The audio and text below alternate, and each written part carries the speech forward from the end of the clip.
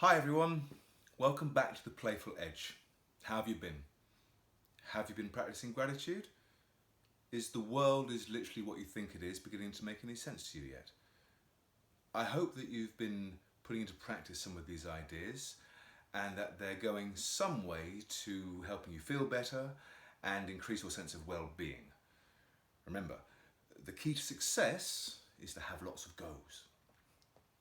This is going to be the last video from the Playful Edge for a while, so I want to share with you something that will leave you with a solid foundation moving forward. It's easy to achieve and it's incredibly powerful to do. It's the starting point for everything we do here at the Playful Edge, and I would dare to suggest that it's the starting point for the whole of life itself. And it's just one word. In this word is the entirety of our power. Big claim, right? So I don't want you to skip over this. Instead, here's what I want you to do. When I reveal to you what this word is, I want you to pause this video and then take a moment to reflect. Deal? Just take a moment to consider why this word might be so powerful. Then when you have, you can come back to me and we can continue. Okay? Here goes. All of creation and the entirety of our power starts with yes. Did you take a moment? If the answer to that question is no, then I want you to stop this video and take a moment now, please. Otherwise, there's a chance you might miss the whole point. Go ahead. I'll wait. Okay. So, what did you come up with? Why does everything start with yes? Well, it has something to do with living in the present moment. The fourth principle of Hawaiian shamanism states that now is the only moment of power. And now, you can either say yes or no. And your very life depends on it. What I mean is, you can either accept what is happening right now and go with it, or you can use all of your energy to fight against it, block it out and avoid it. But you can't change the moment itself. You can only say yes or no to it. I'm going to say this again because I really want it to land with you. Now you can either say yes or no. And that's the only choice you have. See, if now is the only moment of power, then it follows that now is the only moment that you can exercise that power and become effective in the world. But before you do that, you have to say yes to the now that is. Get it? I've got one qualification for what this now, this present moment is. Because now can stretch or shrink or even disappear according to the focus we have. For example, if you focus on the past, then your past becomes part of your present. If there are things you haven't processed there, then this can lead to feelings of guilt, anger, or even depression. Or perhaps now you're focusing on the uncertainty of the future, and with it inviting in anxiety, fear, or even panic. Not all of this is negative, because if we bring aspects of our past or future lives into the present moment, then we bring them within range to do something about it as well. For example, we can phone a friend and say sorry for something we've done that we feel bad about and make amends. Or we can look to the future and make a plan or strategize towards an objective. But the point is this: the journey should always be towards uncluttering our now so that we can become fully present. But what if we disappear to the now altogether?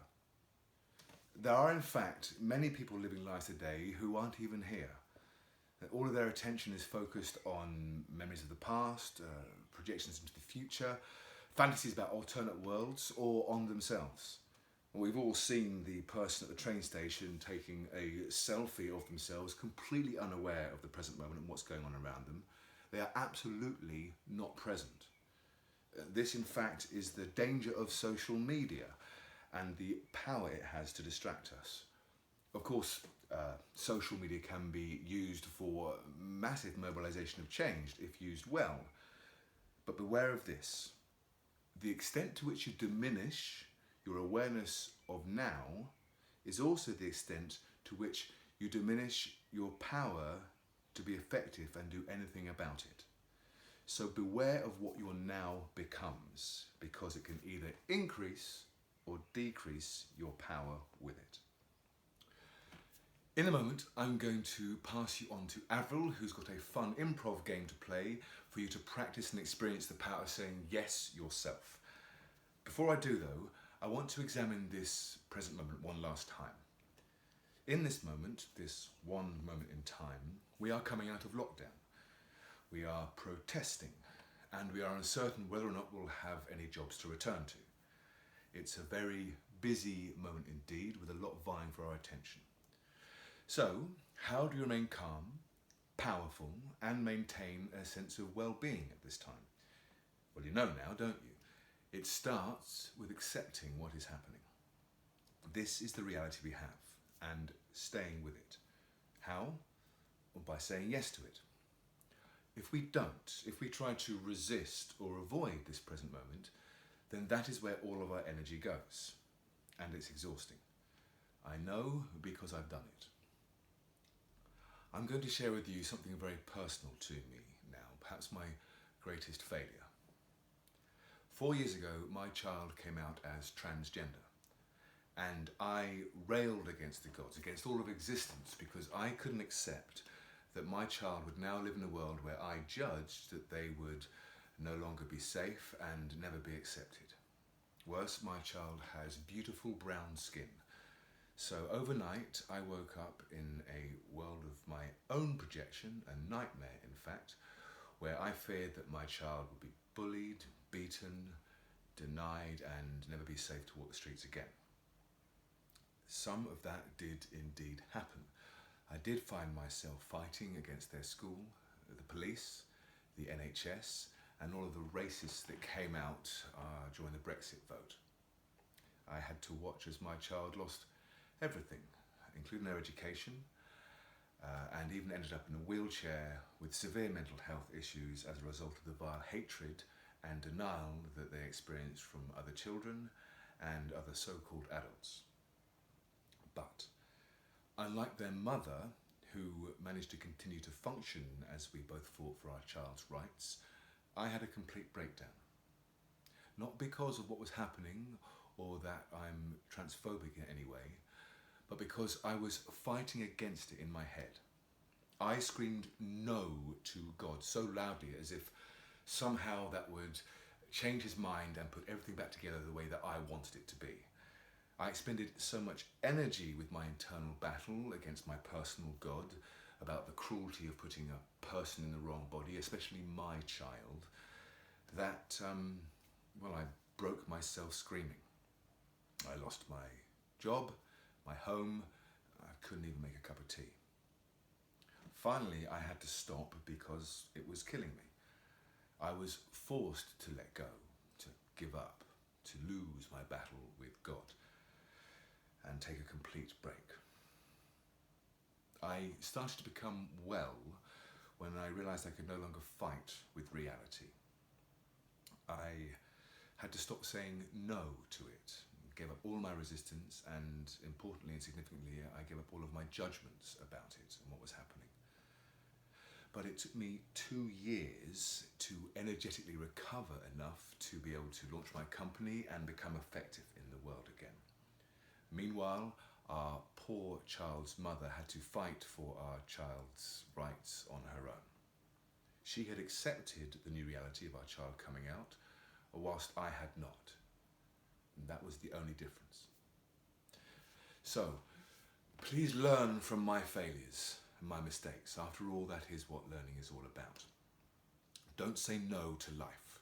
Say yes to right now. In fact, I want you to consider this moment as an offer. This is what improvisers do. They accept offers from their partners on stage and create a scene together, seemingly out of thin air, uncertain of where it's going, but with absolute trust that there is no right or wrong about it. Without hesitation, improvisers say yes. So, without further ado, here's Avril, right now, to share with you a fun, playful game that will get your yes muscles growing. Take it away, Avril. Thank you, Darius. So yes, I'm going to talk to you today about the first rule that improvisers learn when they step into the classroom. And that is the power of saying yes. So they learn how to say yes. And improvisers play a game called Yes, Let's. And what happens is that one person will say, for example, let's all row a boat. And then everyone else says enthusiastically and wholeheartedly, yes, let's. And then we all start rowing a boat. And then someone else will say, let's hop on one leg. And everyone says, yes, let's. And then everyone starts hopping on one leg. And so there's lots and lots of different things that you can do, many suggestions, and this is how we play the game. Always being enthusiastic in saying, yes, let's. Now, it might be more difficult at the moment for us to have people to play this game with.